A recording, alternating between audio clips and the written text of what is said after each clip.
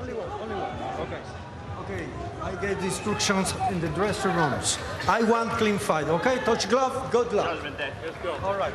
Well, this is a fight that's been 2 years in the making. It's also a fight that's captured the imagination and generated. No steps back. You don't back up. Obviously, right there being rushed, he did smart, you know, to take steps back right there. But we'll see what happens. Tommy, on the other hand, he started as I expected him to, a little fast, coming right after Jake.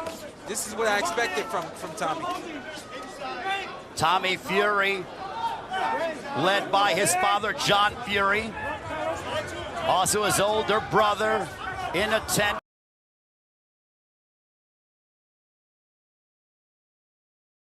That you came to the ring with, you don't have a chance to use it, you settle down. Both men have predicted knockout wins under 4 rounds. There's an overhand right. That overhand right has put away the likes of Tyron Woodley, also put Anderson Silva on the canvas in Jake Paul's recent victory back in October in Arizona. Listen, Tommy has doubled and tripled up on the jab, and then finally, Jake came over the top with overhand right. If you're Tommy, keep jabbing. Don't stop jabbing because you see a weapon coming after you. You stabilize that weapon by continuing to use your jab.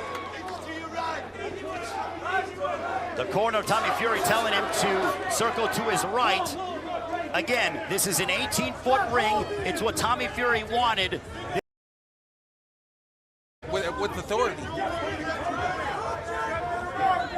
Jake Paul has that right hand. He's ready to unload it. Tommy Fury said, I'm a way better boxer. There's no way this guy can beat me. Tommy Fury has proclaimed the public has only seen 10% of what I'm capable of inside the ring.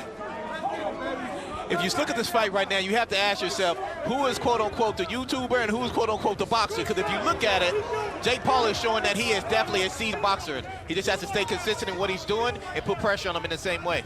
BJ Flores, Jay Leon Love in the corner of Jake Paul. Jake Paul using his jab as we near a right hand to the body by Paul. Back comes Tommy Fury, left hook. Fury opening up towards the end of the first round. The action heating up here in Saudi Arabia. Right, you're warming in now. 2 phase attacks on the Lambo. He's got nothing. You feel good? He's took the best punch off him. It's nothing. What you do is slow your job down. Let's work the sides. And what you need to do is hands high, step in with a power, step in with a jab. Step in with a jab, it's fine. Yep. When you're clean fight, no nice finish right here. This is how you close a round. Tommy Fury heard the clap. He ran right after Jake Paul. If anything, you still the round there. One big punch landed in that round from Jake Paul was overhand right, but then here's the finish right here. This is what you do. You give the judges the last impression. Now they remember what you did. They remember you backing Tommy up. Excuse me, you backing Jake up. They remember you landing shots. They remember you wanting to win that round. Well, during that sequence, Tommy Fury landed a left hook and then continued to pursue Jake Paul, and then he landed a right hook right on the jaw of Paul. Round number 2 begins between Jake Paul and Tommy Fury. Of Fury's, all of his knockouts have come in 2 rounds. Go with the results, etc. I would think that's highly unlikely. That's a cracking jab, though, by Tommy Fury that rocked the head back of Jake Paul and forced the first spray to cascade off the head of the man from Cleveland, Ohio. So Jake Paul's already realizing that he's got to get close.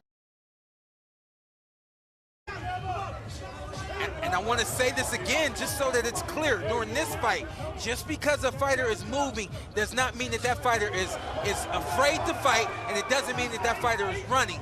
What Tommy is doing is he's staying out of the reach of Jake Paul, and he's setting up his jab, and he's working off of that. That's what he's supposed to do in this fight, outbox the YouTuber. There's a left hook blocked by Jake Paul under a minute to go in the second round. Jake Paul has sparred the likes of Andrew Tabiti overhand right, also Jean Pascal has been in and sparring all over the United States. Overhand right by Paul. Now they tie up. Hector Afu will separate them. That overhand right is starting to find a home. Jake needed some kind of rhythm to get started, and now he's setting it up with jab, feints, and overhand right. That'll get him back into this fight. Both men seem to be relaxed. A stiff jab by Tommy Fury. We call it fast chess. What does that mean? Tommy, you got hit with 2 overhand rights in a row. Calculate what happened and don't let it happen again.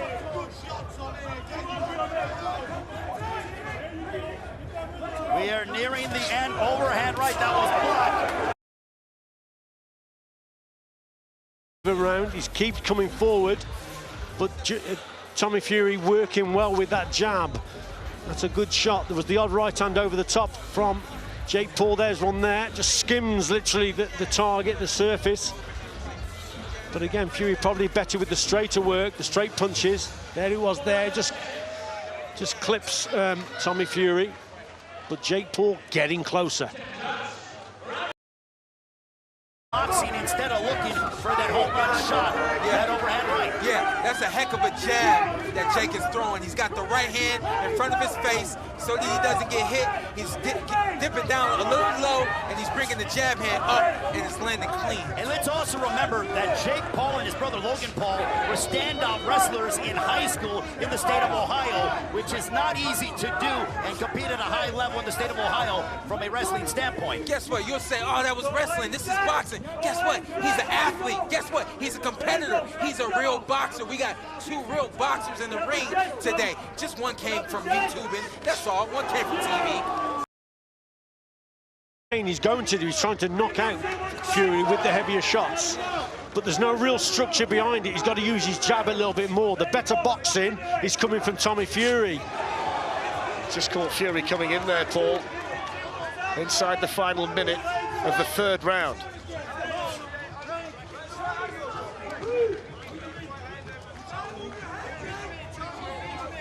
It's easy to scoff at the terror of them, but when you look at the preparation that Jake Paul does, he spars with good people, he takes it extremely seriously, and Tommy Fury, of course, as Michael Buffer said, he's almost on the royal family of boxing at the moment, with Tyson Fury at the top of the heavyweight tree and part of the team here in Saudi Arabia. Absolutely. Jake Paul's corner has all of the experience that he lacks, and that's why we've seen Jake get as good as he's gotten to this point. We've seen him improve. It's because of his corner. This is a stage that you've been on before in Saudi Arabia. You're the first Paul to make a huge splash here. What was the last thing that you said to Jake before he came out tonight? I said, Jake, I love you. I'm not going to give you a big speech. I know you got this, but either come back victorious or come back on your shield. I love you, bro. I love you too, man. How do you feel like he's doing so far in the fight? He's doing great. I think the first 2 rounds were close. He definitely got that last round. Tommy, if you can hear me, you a bitch, bro, and you gassing out. You a bitch. The whole Fury family a bitch. This fight ain't over, boy. Hey! Water. I need you to feint at him and step up, creep up, all right? Slip. Come for the 4th then.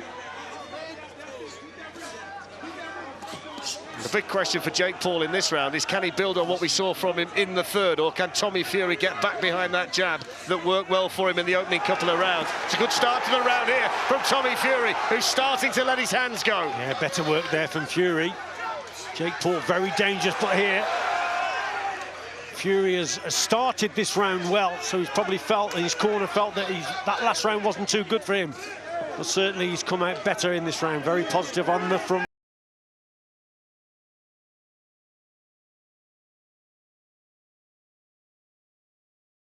Honestly, from what I can see and what I'm reading, I know when the overhand is coming, I know when the hook is coming, and I know when the jab is coming. It's up for Tommy to not set his feet. A lot like what Baidu did last fight.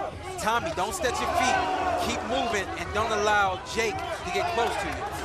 As Jake Paul went forward, he ate a couple right hands. Tommy Fury with 4 right hands over the course of a 15-second period. Both men predicted finishes before the end of the 4th round. We are now at the midway point of the 4th. There is of Tommy Fury. He's got that steely, determined look on his face, the man from Manchester. And that was a nice move to wait for Jake Paul to come in, then turn him around on the ropes and make him pay. Yeah, and I can see what they're doing, what Fury's doing now on the inside, just holding him, so it just negates the attacks on the inside from Jake Paul, who's obviously not experienced, but will probably be dangerous when they're up close.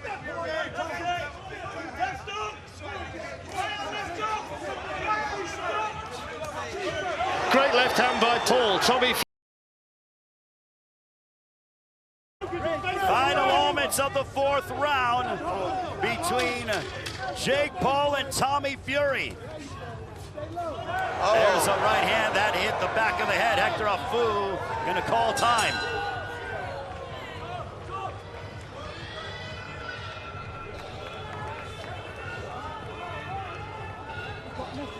When you push him back, you've got nothing. Okay? No more. What you do now, you've got him. Push him back now. See right here, this is a nice 1-2 right down the middle. That's good boxing. That's experience. And he saw that Jake Paul was moving back, and so Tommy did what he was supposed to.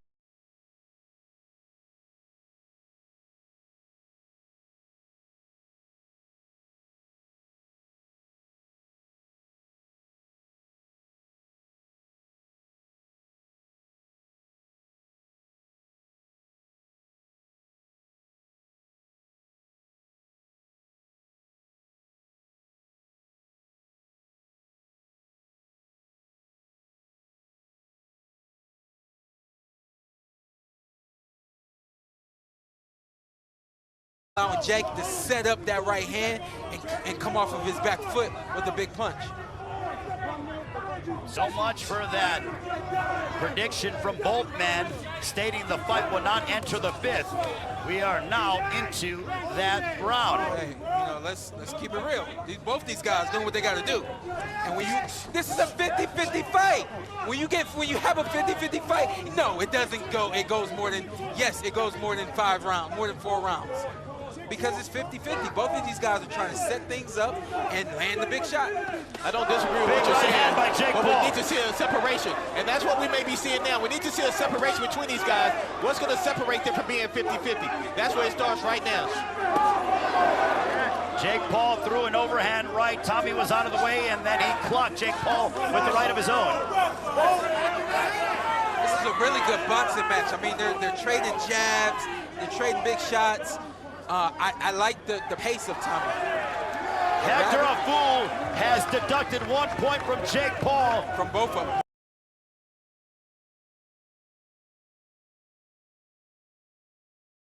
A bit more urgency in Jake Paul's work. No, he's got to really go for it. Landed a decent shot there. They cheered that right at the back of the hall. Tommy Fury's legs are unsteady momentarily, I think. Yeah, good work there from Paul. He's really looking to plant his feet and land these big shots. He has to try and set that up, though, with the jab. Or he has to try and rely on Tommy Fury missing with the jab, falling in. So he probably needs a little bit more head movement, Jake Paul. Excellent. It's not fair, in my personal opinion. I don't believe it's fair. I don't think either fighter is fighting dirty. But what that does to Jake Paul is it makes him feel like he's got to rush. If anything, you can close in and make this a 9-9 round now. I agree with you, Sean. I don't think it's fair either. Both guys will throw. Curious to see how that is significant if it goes to the cards. Let's see what we get here. It's a big hook right there from Jake Paul. And it's because Tommy has his hands down. What I really want to see, I don't know if they'll give it to us, is where the point was deducted. I just want to say this again. There was no dirty, it's not dirty fighting. Both of these guys are running their hands. They're doing what they have to do. At the end of the day, you cannot afford for the ref to be the reason this fight goes one way or the other. There is a very concerned big brother, Tyson Fury, the WBC heavyweight champion of the world. Very much supporting his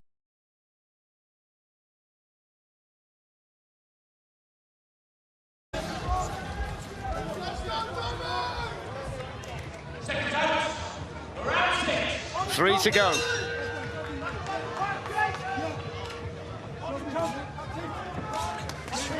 So I would say Tommy Fury is winning this fight now, Fletch, especially with the point deduction. So Jake Paul is going to have to go for it now. There's only 3 rounds to go, remember. So time is running out for him, and he'll know that, and his corner will know that as well. Well, the message, I'm sure, from BJ Flores is that Jake Paul needs to start landing more of those powerful shots.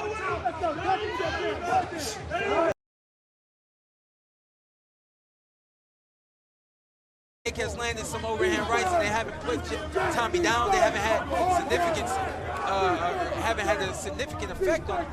Eventually, it'll catch up to you. There is a small abrasion. It's not bleeding underneath the left eye of Jake Paul.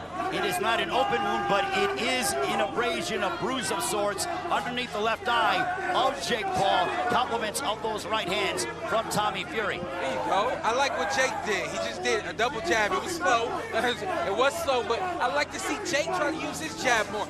Jab with the jabber. Give him something else to look at. Now, guess what? You need experience to make some adjustments. The corner has to make some adjustments. I would like to see him not put so much weight on that front foot. A lot of times he overexerts himself and he overextends himself and he gets caught because he has too much weight on that front foot. No offense, but they got the wrong ref for this fight. Right? You have to get a ref that understands what he's dealing with. You're dealing with 2 fighters who are inexperienced and anything can happen. When you're dealing with that, let it happen. Look, here we go. Now 1 point being deducted to Tommy Fury, so therefore it is now a walk For Tommy Fury. So that just closes the scorecards up if it's a lead for Tommy Fury at this stage, and that gives Jake Paul a lift as well, of course, towards the end of the 6th round. Well, I think it's a lift that he needed because, again, I don't think he's winning this round, Fletch. I think Fury's doing the better work. Different angle from that right uppercut, good punch. A good end to the round for Tommy Fury. That was Jake Paul's best shot of that round, a nice straight left hand. Always a sensible thing to end the round well. There's that right uppercut we spoke about earlier that Fury should be using, and that was a decent shot indeed. Jake Paul continues to be dangerous though, but there, different angle from that right uppercut, good punch. That they said it would be, at least not yet. Punches landed through 6. Jake Paul 40 of 122, Fury 70 of 230. They both start off strong here in the 7th round. If you're going to stand in front of your opponent, you have to have a second move. After you punch, there has to be either defense or more punches, or you have to be able to move out of the way. That is the mistake. As Jake Paul continues to pursue Tommy Fury. But back comes Fury, right hand to the body, back comes Jake Paul. A lot of wrestling. Let's just hope that we don't get another point deduction either way. Yeah, absolutely. Jake Paul seemed to come out with a little bit more energy this round. I think he understands the urgency to try to move forward on this card. This is what we call dirty boxing, but it is allowed. They are clutching, grabbing, they are hitting on the break. Overhand right by Jake Paul. Absolutely, yeah, a lot of punching. In between the punches, somebody throws, the next person throws, next thing you know, there's a deadlock and there's a hold. Big right hands right there from Tommy Fury. A series of 3 right hands that found their mark for the 23-year-old out of Manchester, England. Coming up on a minute to go in this 7th round. We believe it's a close fight here ringside. I believe it's a really good boxing match. Worth the ticket. These guys are definitely giving us everything we said we wanted. They're fighting, they're boxing, they're entertaining us. This is exactly what we wanted. They're giving the Kingdom of Saudi Arabia everything they want. And it's about who gets who first. Under 30 seconds remaining in the 7th round. Also to note, if Jake Paul wins, there is no rematch clause for Tommy Fury. If Fury wins, Jake Paul does have a rematch clause. That makes sense. That makes sense. What that means is, essentially, we will be seeing this fight again should Tommy Fury pull this out. If you look, you can see there's some blood coming down Tommy Fury's eye right now. He got hit on the left eye. That's that overhand right landing over and over again. One more round to go. There is a cut outside of the left. Tommy Fury. Look, you've got to keep your composure, don't walk into it. Don't just keep your hands up nice And here's how the cut happened. Let's see if we get it right here. Yeah, right there. One guy coming down, the other guy coming up. Again, nothing on purpose, nothing malicious about anything about this right here. It's just one guy trying to go down the hole, the other guy coming up with some shots. It's boxing, it happens. Guess what, Tommy Fury? Fight through.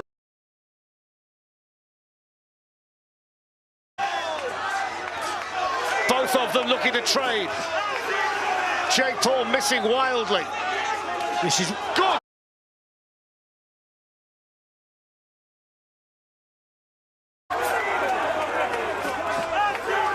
Fury starting strong. I thought we had some really good rounds. Oh my goodness!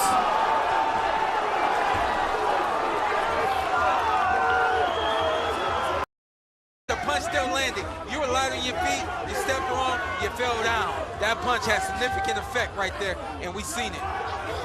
Late fight theatrics by the problem child, Jake Paul. If there was any doubt if Jake Paul would be able to hold his own against a boxer of his level, he has answered that with resounding fashion. Absolutely. I mean, this is a 10-8 round at this point. I think this is going to play into the benefit that knockdown.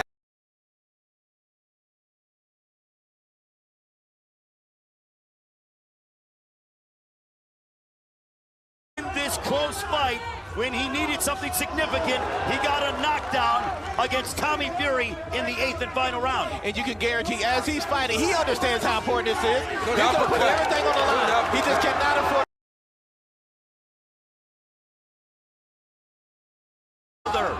We go towards the final bell.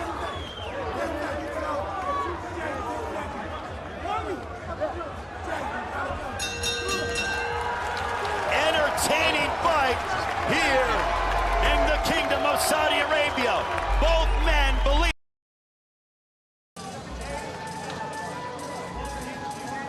It's that kind of time where you look at people's faces and try and get an indication of what the people inside the ring are feeling. Of course, the two boxers are both going to celebrate. They feel the decision's going to go their way.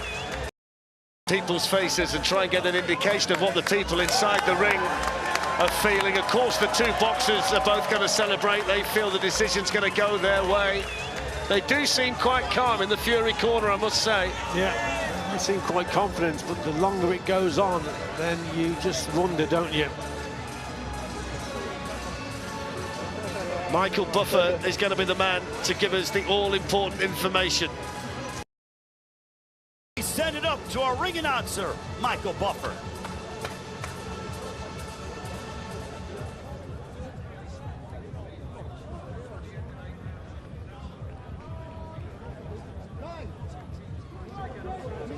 Ladies and gentlemen, after 8 rounds, we go to the scorecards. Mike Ross scores the contest, 75-74. He has it for Paul. Omar Mintoon scores it, 76-73 for Fury. Daniel Vanderbilt scores it, 76-73 to the winner by split decision, Tommy Fury.